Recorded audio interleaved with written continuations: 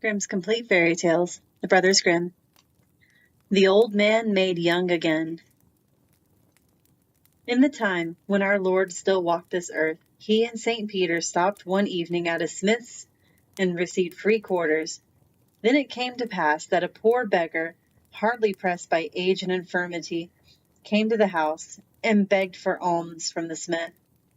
St. Peter had compassion on him and said, "Lord Master, if it please you, cure his torments that he may be able to win his own bread."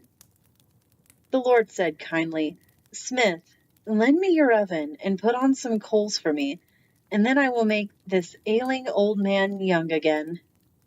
The smith was quite willing, and St. Peter blew the bellows, and when the coal fire sparked up large and high, our Lord took the little old man and pushed him in the oven in the midst of the red-hot fire, so that he glowed like a rose bush, and praised God with a loud voice. After that, the Lord went to the quenching tub, put the glowing little man into it, so that the water closed over him, and after he had carefully cooled him, gave him his blessing, when, behold, the little man sprang nimbly about, looking fresh, strong, healthy, and as if he were 20. The smith, who had watched everything closely and attentively, invited them all to supper. He, however, had an old, half-blind, crooked mother-in-law who went to the youth, and with great earnestness asked if the fire had burnt him much. He answered that he had never felt more comfortable, and that he had sat in the red heat as if he had been in a cool dew.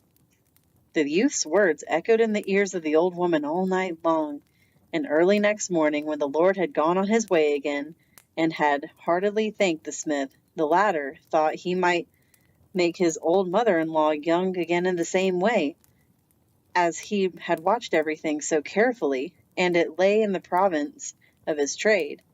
So he called to ask her if she, too, would like to go bounding about like a girl of 18. She said, "With all my heart, as the youth has come out of it so well." So the smith made a great fire and thrust the old woman into it, and she writhed about this way and that and uttered terrible cries of murder. "Sit still! Why are you screaming and jumping about so?"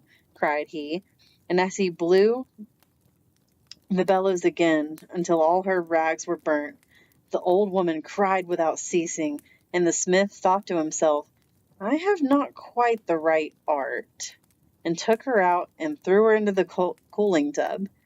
Then she screamed so loudly, the smith's wife upstairs and her daughter-in-law heard, and they both ran downstairs and saw the old woman lying in a heap in the quenching tub, howling and screaming, with her face wrinkled and shriveled and all out of shape.